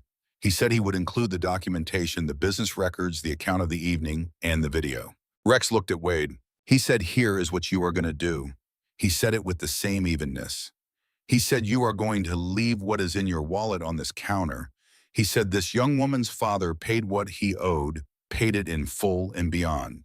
And I think you know what is on that counter is not what is owed, but it is what you are going to place there right now because the other accounting is happening through other channels. Wade looked at him for a long time. The specific quality of the look was of a man understanding that the situation had moved entirely outside the territory he controlled. He reached into his back pocket and produced his wallet and opened it and laid what was inside on the counter, a stack of bills that was not small, the money of a man who carried cash because cash left no record. He removed his watch, a good watch, and set it next to the bills. He removed a ring from his right hand and set it next to the watch. Denny, without being asked or prompted by anyone, added what was in his own wallet. Rex said, thank you. He said, now I want your shoes. Wade looked at him. Rex said, it's a long walk, and I'd like you to have the full benefit of the experience. Wade removed his leather-soled shoes. Denny removed his. They set them on the counter. They walked to the door in their socks. Wade pushed through first, and the door gave its double thunk, and then they were in the parking lot, and then they were walking away from it in the direction of the frontage road, two men in good clothes and socked feet in the Mojave at 4 in the morning. The room watched them go. Nobody said anything for a moment. Then Sal said goodbye in the specific voice of a man returning to what he was doing before he was interrupted. The room came back to itself. Someone laughed a short, honest sound. Conversation resumed. Callie stood at the counter and looked at what was on it. The money, the watch, the ring. She looked at it for a long time, and then she looked at Rex. She said, I can't take this. Rex said, why not? She said, because I didn't earn it. Rex looked at her with the steady attention that had characterized the entirety of his time at the counter. He said, your father earned it. He paid it twice, and the second time he paid it while he was sick, and he did not tell anyone, and he kept paying until it was done, because that was the kind of man he was. He said, and you spent 3 hours of a night shift handling something that would have broken most people, and you handled it with more competence than I see from people twice your age in situations that have less riding on them. She said, I have the video. I can take this to the police myself. He said, you can. He said Grady is sending the package to the DA regardless. The legal process is going to happen. He said, what is on this counter is between you and the man who put it there, and what you do with it is your decision. She looked at the money and she made a calculation that was the kind of calculation she had been doing all her life, the honest one, the kind that named what was real, without apology for the naming. She separated the bills from the jewelry and counted what was there. She set aside the amount for tuition. She set aside her registration fees. She set aside 1 month's rent because 1 month's rent was the amount of insulation between her and the next emergency. And she had decided in the second she took to decide it that her father's overpayment justified that specific number. She put the rest in an envelope from under the counter. She sealed it and set it to one side. She pushed the watch and the ring across the counter toward Rex without explaining why, because she trusted that he would understand why, and she saw from his expression that he did. He put them in his jacket pocket. He did not ask what she wanted done with them. He did not make any statement about it. There were processes by which things found their way back to people they had been taken from, and those processes did not require explanation or acknowledgement. She got the mop. Dale Fitch had worked the night shift at the Iron Skillet for 9 years, and in those 9 years he had developed a philosophy about his role that he would not have been able to articulate directly, but that was evident in every decision he made, which was that the function of a shift manager was to maintain the operation of the establishment within the boundaries of what corporate policy specified, and not to wander outside those boundaries on behalf of any individual employee, no matter what the circumstances. He had arrived at this philosophy gradually through a series of situations over the years, in which he had involved himself in matters that proved to be more complicated than they appeared, and that had cost him something time or credibility or once years ago at a different location, a position he had held for 4 years. He had learned from these experiences the lesson that involvement was a form of risk and that risk was a cost, and he had restructured his professional approach accordingly. This made him a reliable manager in the technical sense. The diner ran, the schedule held, the vendor relationships were maintained, the reports were submitted. What Dale did not provide, and what he had spent considerable energy ensuring he was not expected to provide, was anything that required him to put himself between a problem and the person it was happening to. Callie had understood this about Dale within the first 6 weeks of working his shift, and she had adjusted accordingly, not with bitterness, because bitterness required energy she had decided was better spent elsewhere, but with the pragmatic clarity of someone who understands what a tool is and is not useful for, and who does not blame a hammer for not being a wrench. She had not expected Dale to help her tonight. She had asked because asking was the correct procedural step, because there might have been some response in him that the reality of the situation activated because you did not know until you asked. But she had not been surprised when the response was what it was, and she had moved immediately to the next available option. The next available option was herself. This was, she had come to understand, usually the answer, not out of cynicism, out of the specific clarity that comes from paying attention to how things actually work rather than how they are supposed to work, and from the knowledge that you are the person most reliably available to act on your own behalf. She had the video, she had her observations, she had Norbert's call, the result of which she did not yet know, but which she had reason to believe was being attended to. She had the back door, the position of her car, the knowledge of who was in the building, and where they were at any given moment. She had kept moving because stopping was not an option, and because moving through the ordinary requirements of the job was both the thing she was being paid to do and the thing that kept her from the particular paralysis that comes when you stand still in a difficult situation and let the difficulty accumulate around you. Terrence understood. This was something she valued about him that she had come to understand went beyond the value of simple competence, which was that he had a particular quality of perception that allowed him to assess a situation from evidence rather than from expectation. He had been watching the diner for 9 years through the window of the kitchen, through the pass-through and the brief moments when he moved from the grill to the prep station. He read people the way anyone reads people who has been watching them in a constrained setting for a long time, and he had watched Callie work for 14 months, and he knew her quality, and tonight he had adjusted his own performance, accordingly kept his head down, stayed at his station, provided exactly what the job required, and nothing that drew attention to itself. She was grateful for Terrence in a way that she had not fully articulated to him, and that she suspected he would not want articulated because Terrence was a man who found articulation of most things unnecessary and who communicated most of what he needed to communicate through the quality of his work and the steadiness of his presence. After Wade and Denny left after the door gave its double thunk and the Mojave took them, she stood at the counter and breathed. She had done what she needed to do. The documentation was sent. The machinery of what came next was in motion. And now she was alone in a quiet diner at 2:30 in the morning with a trucker asleep in the window booth and a napkin in her apron pocket and $430 she did not have. But she had handled it. She noticed in the way that she noticed things when the urgency of a situation passed and the full shape of it became visible that she was not shaking. Her hands were steady. Her breathing was even. She was tired, and the tiredness had a specific quality, now the quality of having spent something and knowing it was worth spending, and she recognized this feeling from other difficult things she had been through. The particular exhaustion that comes from holding yourself together through something that required it. She thought about her father. She thought about Earl Mercer sitting at this counter at 2 in the morning, drinking coffee that tasted honest, talking to Norbert about things that mattered, paying what he owed sick, and still paying, not telling anyone, because telling anyone would have made it someone else's problem. And he was not a man who made his problems someone else's problems if he could help it. She thought about the form of courage that looked like ordinary behavior, like showing up to work, like making payments, like sitting at a counter in the middle of the night and being present for the life you had. She thought this was the kind of courage that did not get recognized because it looked too much like simply continuing. She was still thinking about this when the silverware started rattling. The nights that followed the morning she drove home through the gold, early light were not immediately easier in any material sense. The tuition was paid. That weight lifted.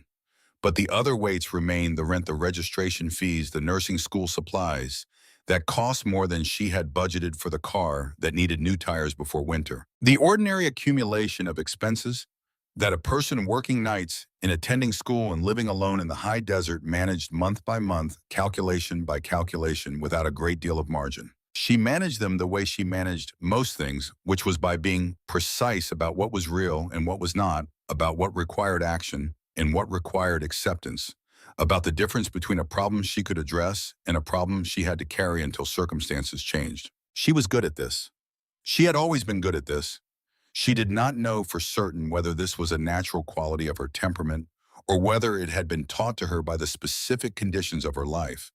But she had come to suspect that for most people, the answer to that question was not one or the other, but some proportion of both, and that the proportion did not ultimately matter much, because what mattered was the capacity itself and what you did with it. What she did with it was go to school and go to work and study in the evenings, and call her mother on Sundays, and eat dinner at a reasonable hour when she could, and take care of the things that needed to be taken care of. She saw Norbert 4 nights a week.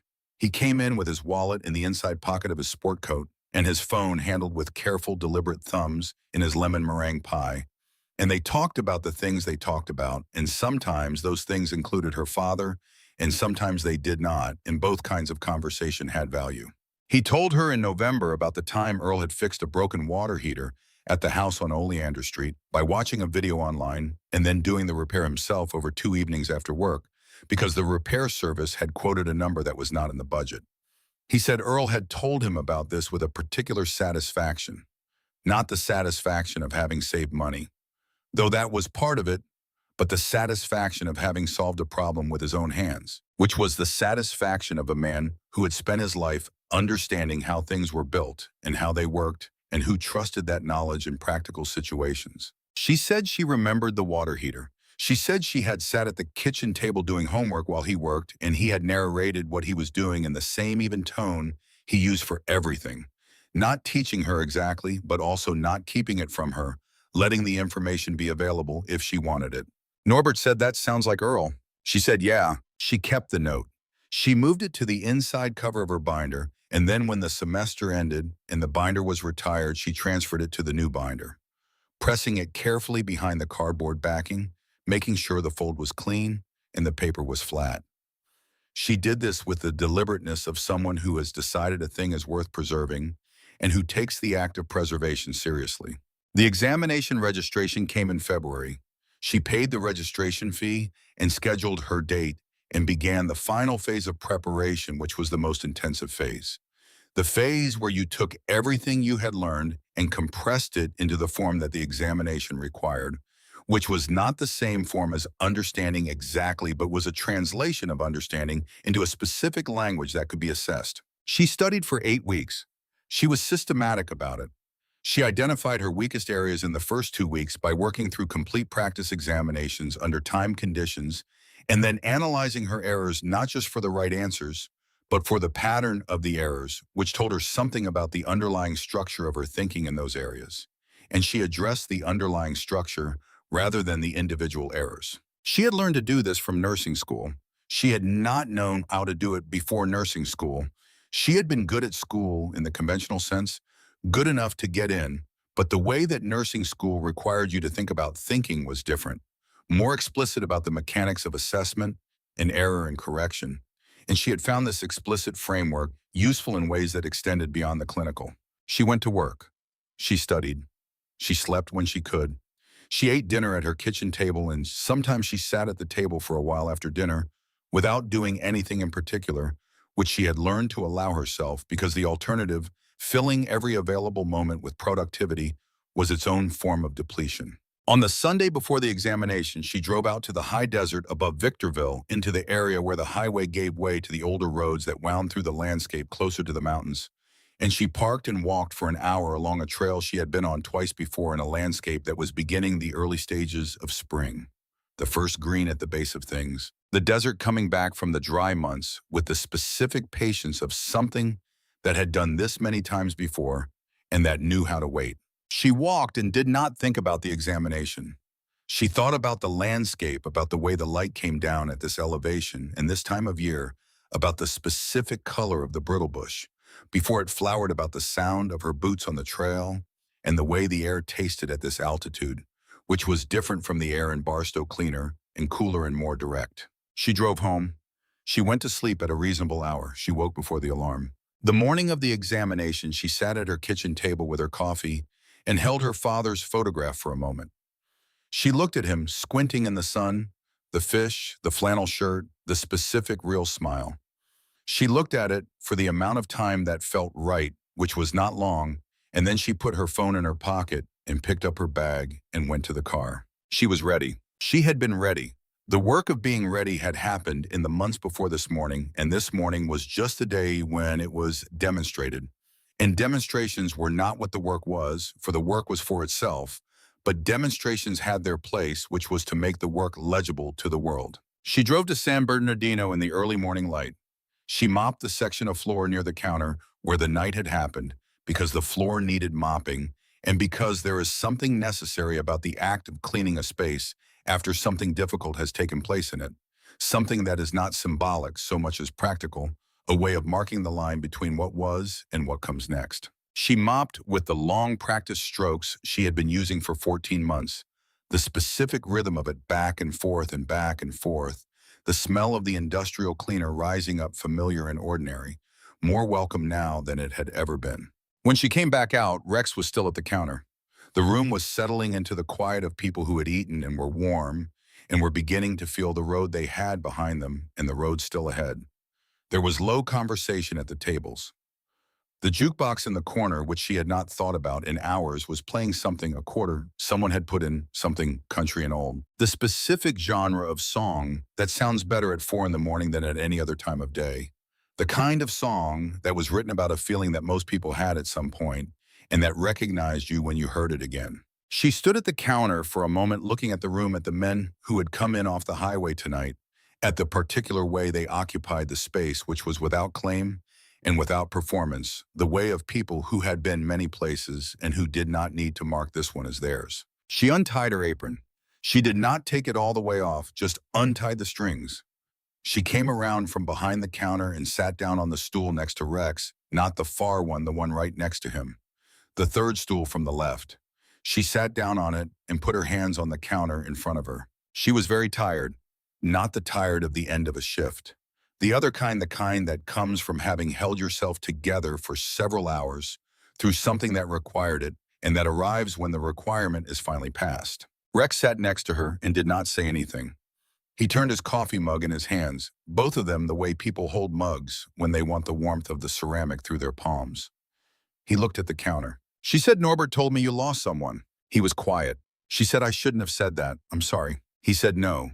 He said, "Norbert doesn't tell people things unless he thinks they should know." He was quiet for a moment, and the jukebox played its low song, and outside the Mojave was beginning to assemble its dawn. He said her name was Lena. He said she was 19 years old.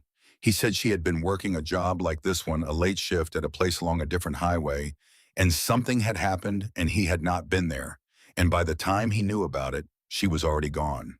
He said this with the specific flatness of grief that has been lived with long enough that it can be named without the naming destroying the speaker. The flatness of something that has been carried so long, it has become part of the weight the carrier accepts as ordinary. He said he had been riding by places like this one ever since. Not all the time, not with any regularity he could have explained to someone who asked. But when the road took him past a highway diner at night, he looked at it. He said, "I don't think I can change anything that already happened." She said, "No." He said, "I just don't like the idea of someone working alone at night and there being nobody in the lot." She sat with this. She said, "You can't be everywhere." He said, "No." She said, "But you were here tonight." She said, "Norbert called you because you were the kind of person he knew he could call. You don't arrive at being that kind of person without a lot of work that nobody sees." Rex looked at his coffee. He said, "Your father was that kind of person too. If Norbert kept him for 11 years, he was that kind of person." She said he was. They sat at the counter in the specific quiet that settles between two people who have said the things that needed saying and who are now simply present with each other, which is its own kind of communication. The room continued around them. Sal finished his pie with audible satisfaction and said something to the man next to him that made the man laugh. Two of the men at the back table had their phones out and were looking at something together and talking in low voices. The jukebox moved from one song to the next, a short gap of silence between them, and then something else started, something with a steel guitar. She thought about the third stool from the left. She thought about it, and then she said, "What stool is this?" Rex looked down at the stool he was on. He checked the ones on either side. He said, "Third from the left." She said, "Yeah." He looked at her. She said, "Norbert told me something." She told him what Norbert had written on the back of the napkin, the thing about her father, about this counter, about the coffee tasting honest in the middle of the night. She told it plainly without embellishment. Rex listened. He said, "That sounds like something true." She said, "It does." Outside the front window, the Mojave was conducting its pre-dawn ceremony, the dark blue giving way at the horizon to something that was not quite color yet, but that held the promise of it, a faint warmth at the edge of the mountains to the east, where the sun had not yet arrived, but where it had sent its representatives ahead of it, the way important things sometimes sent their evidence before their arrival. The parking lot held 47 motorcycles. She looked at them through the window, all that chrome and leather at rest in the growing light, the specific beauty of a large number of things that are built for motion, sitting still together, patient. Rex said we should get on the road before long. She said, "I know." She said it, and then she sat there for another moment without moving, and he sat there too without moving, and that was all right. And then she had the thought and she acted on it. She went to the register and counted from the envelope. She was precise about it. She removed one $20 bill. She folded it once along the center. She held it out to Rex. He looked at the folded bill and then at her face. She said, "For Dusty." She said he liked diners and she wanted him to have a cup of coffee on her. Rex looked at the $20 bill in her extended hand. He looked at it the way you look at something that is more than itself, that carries something additional in the way that certain objects do when they are offered by certain people in certain moments. Something moved in his face, not in the surface of it, but somewhere deeper in the layer beneath the practiced steadiness that a man who has lived the kind of life Rex had lived develops over time as protection and as practice. His eyes, which had been direct and guarded throughout the evening in the way of a man who has learned to control what his face reveals, changed for just a moment in a way that she recognized from her clinical training as the expression of a person receiving something real. He took the 20. He said, "Thank you." He said it the way you say something when the words are accurate but insufficient, when they are the right words and they do not hold everything that needs to be held. She said, "Thank you for stopping." He nodded once. He put on his jacket and stood from the stool, and he was very large when he stood larger than she had recalibrated for in the sitting, and he looked at her for one more moment, and then he walked to the door and pushed through it and was gone. She stood at the counter and watched through the window. She watched Rex cross the lot. She watched him speak briefly with several of the other men, the brief directed exchange of information that looked like very little from outside and meant something specific to the people inside it. She watched the preparations begin, the routine and efficient preparations of people who knew how to get on the road, the checking of things, the adjusting, the pull of jackets against the pre-dawn chill that the Mojave delivered even in the warm months. The first engine started, then another, then several at once, and then more, the sound building from individual notes into the full chord of 47 engines, finding their operating note, each one distinct, and all of them together becoming something that was not just noise but presence, a statement of departure. They pulled out in formation. The first riders turned onto the frontage road, and then the highway, and then the others followed, and she watched the taillights recede in the direction of Victorville.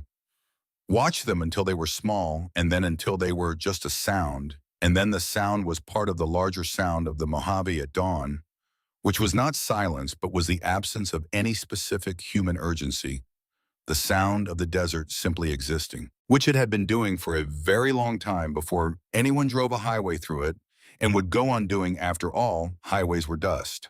The diner was very quiet.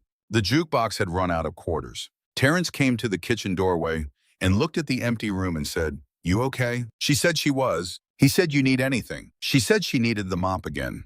He went and got it without comment, which was the correct response, and she mopped the floor a second time because the floor needed it, and because she needed the movement, and because the doing of ordinary things in the aftermath of extraordinary ones was something she had been taught by her father, who had understood that the thread connecting you to the world when the world pulls away from you, is often made of the most ordinary materials. She mopped the floor. She wiped down the counter. She reset all the tables with fresh silverware, working around the room in the methodical way she had learned to work left to right, front to back, each table complete before moving to the next. She filled the salt and pepper shakers from the large containers under the counter. She refilled the napkin dispensers, which were nearly empty after the night's business. She checked the coffee station and prepped it for the morning shift. She worked until the work was done. At 6:30, the day shift arrived. Roberta, the morning cook, came in through the back, already in her apron, and assessed the state of the kitchen with the experienced eye of someone who could read a kitchen the way a sailor read a horizon, knowing what the condition of it told her about what had happened in her absence. She looked at Callie and said, "Busy night." Callie said you could say that. Sandra, the day waitress, came in with her bag over one shoulder and her hair still slightly damp from what was clearly a rushed morning preparation, and she poured herself a cup of coffee at the station and looked at Callie with the frank curiosity of a person who could see that something had happened in the hours since she was last here. Callie gave them the version of the story that was appropriate for the handoff, the factual account that covered what they needed to know about the state of the diner and the situation that had occurred during the shift. She told them about the men who had come in and what had happened, and the 47 motorcycles. She watched Sandra's face move through several expressions in quick succession, each one more vivid than the last, arriving at the specific expression of a person who has just heard a story she knows she will be telling for a long time. Sandra said 47. Callie said 47. Sandra said something under her breath that was not quite a word, but that communicated her position on the situation clearly. She gave Dale Fitch the version that was appropriate for a manager. She told him the men had left and the relevant documentation had been forwarded through appropriate channels and that he might receive a follow-up call.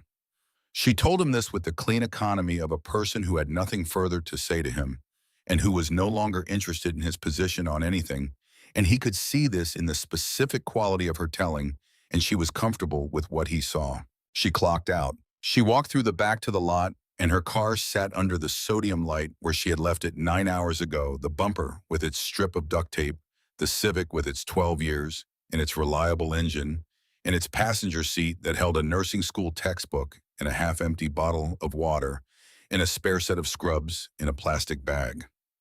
Her ordinary life sitting there in the early morning exactly as she had left it. She sat in the driver's seat. She did not start the car immediately. She sat there in the ordinary morning in the car she had driven to and from this place for 14 months, and she let the night settle into its proper proportions, which took a few minutes. The proportions of a difficult thing are not always clear while you are inside it. Distance helps, not much distance, just enough to see the shape. She had handled it. That was the shape of it. She had handled it herself from the beginning, before anyone arrived to help her. She had kept her face arranged correctly, and she had kept working, and she had documented what needed to be documented, and she had made the phone call through Norbert that needed to be made. The help that arrived had arrived because she had been the kind of person who could set the kind of machinery in motion that resulted in that help. That was the shape of the night. She took out her phone and navigated to the video. She sent it to the email address Grady had given her, the one that went to the file he was assembling for the DA's office. The transmission confirmed. She put her phone in her bag. She thought about her father sitting at the third stool from the left in the middle of the night, drinking coffee that tasted honest, paying what he owed, and then more sick and still paying, not telling anyone, because he was the kind of man who did not invite others into his difficulties if he could resolve them himself. She thought about a $20 bill for a man named Dusty Holden, who had ridden for 22 years and who had never met her and who would have stopped for pie. She thought about Friday and the tuition payment and the $430, which were now covered, which were more than covered. She started the car. She drove home through the morning light, the low gold light of a Mojave morning that came in clean and clear and warm, the kind of light that made the desert look like it was explaining itself. The months that followed were not simple because the months that follow difficult things rarely are.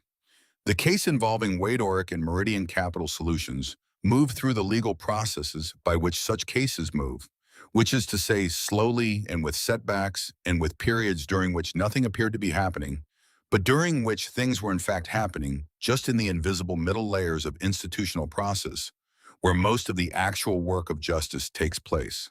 There were depositions and document reviews in the specific slow machinery of a district attorney's office, working through a case that was solid but not urgent, that would move when the schedule allowed and not before. Callie followed it from a distance. She had given her statement and her video, and she had answered every question she was asked, and she had not spent her energy on the parts of the process she could not affect, because spending energy on the parts you cannot affect is one of the most reliable ways to exhaust yourself for the parts you can. She had learned this from her father, and she had reinforced it through 14 months of nursing school, where the lesson was taught in different vocabulary, but amounted to the same thing. She made her tuition payment. She sat down at her kitchen table on Thursday evening, the day before the deadline, and she made the payment through the school's online portal, and she watched the confirmation appear on the screen, and she sat there for a moment in the ordinary quiet of her kitchen with the payment confirmed and the semester secured, and the particular feeling that comes when something you have been worried about is no longer requiring your worry. It was not a dramatic feeling. It was more like a pressure that had been present for so long she had stopped noticing it lifting. She put her laptop away and made dinner and went to work. She went back to the iron skillet and she went to class. She attended her morning pharmacology lecture and her afternoon clinical skills lab, and she studied in the evenings, and on the days when she was not working, she studied longer. She was good at nursing school in the way she was good at most things she committed to, which was through the kind of attention that does not require talent, because it is made entirely of consistency. Her instructor in the clinical simulation module told her during a review session that she had an unusual quality for her level of training, which was the ability to observe what was actually present rather than what she expected to find. He said most students at her stage were working to suppress their expectations hard enough to see clearly, and that this was a skill that took years to develop, and that she seemed to have arrived with some version of it already established. She thanked him and did not tell him where she had developed it, which was over 14 months at a highway diner at 2 in the morning, learning to read a room. Norbert came in 4 nights a week as he always had. She poured his decaf and set the creamer on the left side and brought his lemon meringue pie. They talked about things, and sometimes the things they talked about were her father, and those conversations continued to have the specific weight she valued. He told her once on a quiet Tuesday night in October that Earl had talked about her often. He said Earl had described her with the particular specificity that parents use when they are not performing pride, but simply reporting what they observe, the specificity of someone who has paid close attention for a long time and is accurately describing what they have seen. He said Earl had believed she was going to do something that mattered. He said he had expressed this not as a hope, but as an assessment, the way a machinist might express an assessment of a piece of work, not with sentiment, but with the confidence of someone who has measured the tolerances. She said that's a lot to carry. Norbert said no, it isn't. He said it's just him being right about you. She transferred the note from her apron pocket to the inside cover of her nursing school binder, slipping it behind the cardboard backing where it rode with her to class and to the library, and back again found occasionally when she was looking for something else, read and refolded, tucked back in. Your dad sat at this counter on the third stool from the left. He always said the coffee tasted better in the middle of the night, said there was something honest about it. She worked the shift. She worked it through October and November and into the winter through the season, when the Mojave got cold at night in the specific way that desert cold is different from other cold, which is that it is dry and clear and very honest about what it is, the way the desert was honest about most things. She worked through the semester and finished her coursework and registered for the next one and made that payment 2 on time from money she had earned herself. In December, she received a brief communication from the district attorney's office, confirming that an investigation into Meridian Capital Solutions was ongoing and that her documentation had been received and was part of the active case file. She acknowledged the communication and put it in a folder. That was all she could do, and it was enough. She did not hear from the Iron Reapers. She had not expected to. They had done what they had come to do, and they had gotten back on the road, and that was the nature of the thing, and she respected it. She looked up the chapter once out of something that was not quite curiosity and not quite gratitude, but was somewhere in the territory where both of those feelings lived, and she found what she expected, which was a group of people who had defined community for themselves in the way that groups of people sometimes do when the available definitions do not include them, and who took that definition seriously. She passed the intersection on her commute, sometimes where the highway and the frontage road came together near the diner, and she noted it without stopping. The way you note a place where something important happened. Spring came to the Mojave. The desert bloomed in the specific low explosive way of a landscape that has been saving itself for this, the California poppies along the highway, in verges coming up orange and papery, in the weeks when the winter rains had been sufficient, the brittle bush going yellow on the lower slopes. She drove through it on her way to and from the college, and she noted it because she had grown up in this landscape and knew how to read its seasons. In April, she registered for the certification examination. She had been tracking her preparation for 4 months with the methodical approach she applied to everything in school, working through practice examinations and clinical scenarios. And the specific knowledge sets the examination covered, identifying her weak areas and addressing them deliberately. She was prepared. She knew she was prepared the way you know something that is not arrogance, but is simply accurate self-assessment. The morning of the examination, she woke early and made coffee and sat at her kitchen table for a few minutes before she needed to leave. She took her phone out of its case and held the laminated photograph of her father for a moment, his squinting face and his flannel shirt and the fish in his hand and the specific real smile that was wider than his ordinary one. She held it, and then she put it back and put her phone in her pocket and went to the car. She drove to the testing center in San Bernardino in the early morning light. The examination took 3 hours and 40 minutes. She moved through it with the careful, complete attention she had developed over 14 months of schooling and years before that of learning to read rooms and people and situations. The attention that did not rush and did not assume, that stayed with what was actually present. She finished. She walked out of this testing center into the early afternoon. The light coming in warm and clear. A good day in April in the Inland Empire, the mountains to the north still carrying snow at the upper elevations. She stood in the parking lot and held her phone and tried to decide who to call first, and stood there deciding for a moment without moving. She noticed the motorcycle. It was parked at the far end of the lot, a single large bike, dark in color, with the specific quality of road miles on it that distinguished a bike that was actually ridden from one that was kept for the weekend. She did not walk toward it. She looked at it for a moment. She noticed the envelope under the windshield wiper of her car. She walked to her car and took the envelope from under the wiper. It was plain white, sealed with nothing written on the outside. She opened it. Inside were two things: a small note card and a flower. A California poppy pressed flat and dried orange, still visible in the dried petals, papery and light in her hand. The kind that grew along the highway verges. She looked at the card. Norbert told us.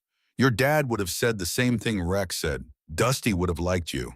No signature. She stood in the parking lot of the testing center with the poppy in one hand and the card in the other, and the April air around her and the mountains to the north with their remaining snow and the light coming down at the specific angle of a good afternoon in spring. She was very tired. The good kind. The kind her father had described, the kind that meant you had been doing something that mattered. She put the poppy and the card in the inside pocket of her jacket, where they would be safe from the wind. She called her mother. She told her. She listened to her mother's voice. Do the thing that mother's voices do in that moment, the thing that does not need to be described to anyone who has heard it. She stayed on the call for a few minutes and then said goodbye and stood in the lot a little longer. She called a friend from the nursing program, a woman named Rosario, who had been in the same cohort from the beginning and who she had studied with and with whom she had developed the specific friendship of people who have been through something difficult together. She told her. Rosario said several things that were appropriate and gratifying and specific to their shared experience. Then she sat in her car for a few minutes and did not call anyone. She sat in the quiet and let the thing she had done be what it was for a moment before she started the machinery of response and celebration and the next thing. She thought about the third stool from the left. She thought about coffee that tasted honest at 2 a.m.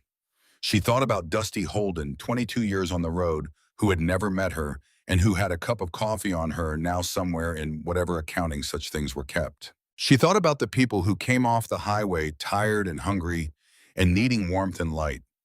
She thought about the specific grace of a warm seat and a refill cup and another human being paying attention. She thought about this as a thing she was going to do professionally, attend to people who were in the middle of their most difficult passages. And she thought that the years of attending to people at 2 a.m. on the highway had been, in retrospect, a very good preparation. She started the car. She had a shift that evening. The graveyard shift at the Iron Skillet started the same way every night. She had things to do before it started, and she wanted to get them done, and then she would drive the familiar road to Barstow in the dark of the evening, and she would pull into the back lot under the sodium light and park her car and go in through the back and tie on her apron and walk the floor and see who needed what. She drove out of the parking lot of the testing center and onto the highway. The Mojave opened up ahead of her as it always did, wide and clear and honest in the afternoon light. The mountains at the edges and the long flat between them and the road going straight through the middle of it, all the way to the horizon, which was very far away and which she was headed toward. She drove. She drove through the spring afternoon with the poppy in her jacket pocket and the card beside it and the laminated photograph in her phone case and the tuition paid and the examination finished and the night shift ahead of her, and all of it together making the particular weight of a life that was hers, that she had built from what she had been given and what she had done with it, which was what her father had taught her. By example, that a life was built from, which was not from what fell to you, but from what you did with what fell to you. The highway ran on. She drove. She had worked shifts longer than this one. She had worked shifts where the difficulty was physical, the kind that came from being on your feet for 9 hours without a proper break from carrying the accumulated weight of plates and pots, and the specific labor of a person who moved for a living. She had worked shifts where the difficulty was interpersonal, the minor frictions and misunderstandings that accumulated over the course of a long night in a confined space between people who were tired and who had their own circumstances that they brought with them to work the way people brought everything they were to everywhere they went. This shift had been different.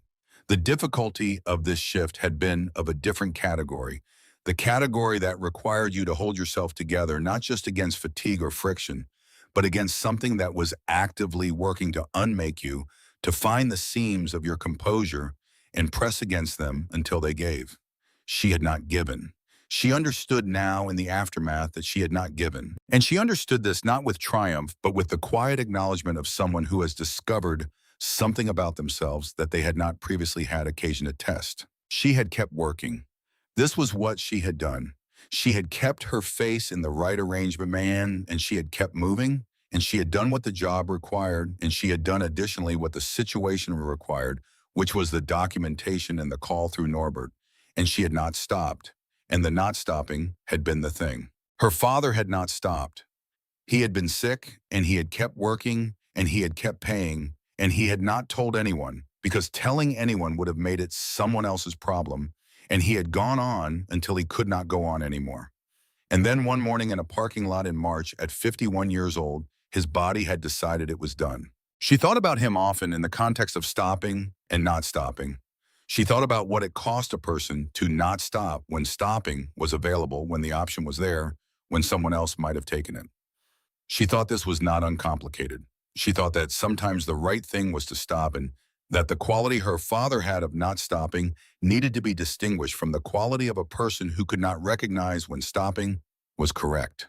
But she thought also that the not stopping had been a form of love, that the paying of what he owed while he was sick had been a form of care for her, for the situation she would inherit, and that he had done it quietly so that she would not have to carry his weight while she was carrying her own. She thought she was still learning how to carry the things that needed carrying and how to set down the things that did not, and that this was probably a thing you did not finish learning, that you kept learning it throughout a life, that the learning was the work. The dawn came. The Mojave received it the way it received all things, without sentimentality and without resistance.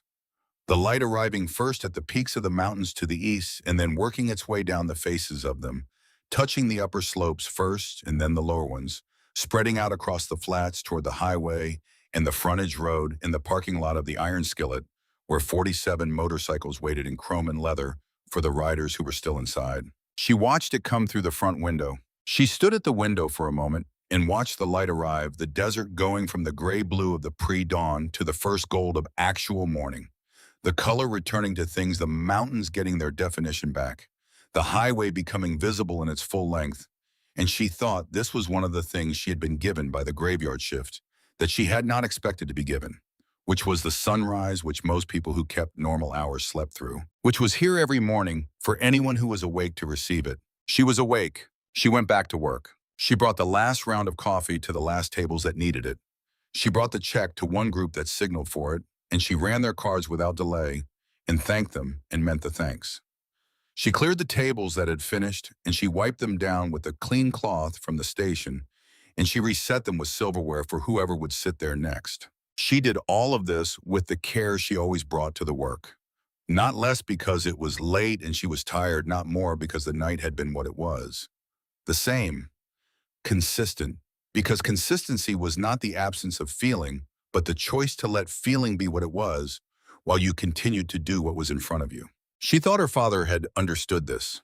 She thought he had learned it before she did and had demonstrated it for years without naming it, and that she had absorbed it from watching him, and that it was one of the most useful things she had, though she had not understood it was a thing at all, until recently had simply thought it was just how you did things. She closed out the register. She counted the till. She noted the figures in the log, and signed her name in the line provided, and hung her apron on the hook and got her jacket from the hook next to it. She walked through the kitchen on her way out. Terrence was there already, or still the ambiguity of the night shift, and she said goodbye to him, and he nodded and said goodnight. In the way that meant good morning, the way all people on the night shift said goodnight when the sun was already up. She pushed through the back door. The morning was there, real and immediate in gold, the light coming in low and warm, the air cool still but warming the smell of the desert morning, which was different from the desert night, less sharp, softer, carrying in it the faint warmth that the day was going to become. She walked to her car. She sat in it for a moment before starting it. She did this sometimes, sat in the car in the morning light after a long shift and just occupied the space for a minute, not doing anything, not planning, not reviewing, just sitting. Her father had done this. She had seen him do it. Come home from work and sit in the truck for a few minutes before coming inside, and when she was young, she had thought this was a strange thing to do, and now she understood it perfectly. She started the car. She drove home. The highway was clear in the early morning. The traffic light at this hour, the Mojave opening up on both sides in the gold light of a weekday morning in April.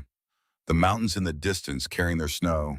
The desert floor between them doing what it did, which was being exactly what it was, without modification or apology. She drove through it feeling the specific quality of a night finished and a day beginning, the threshold between them, the particular clarity of the early morning that came partly from the light and partly from the simple fact of having come through something and arrived on the other side of it with what you needed intact. She had what she needed. She drove home through the honest morning.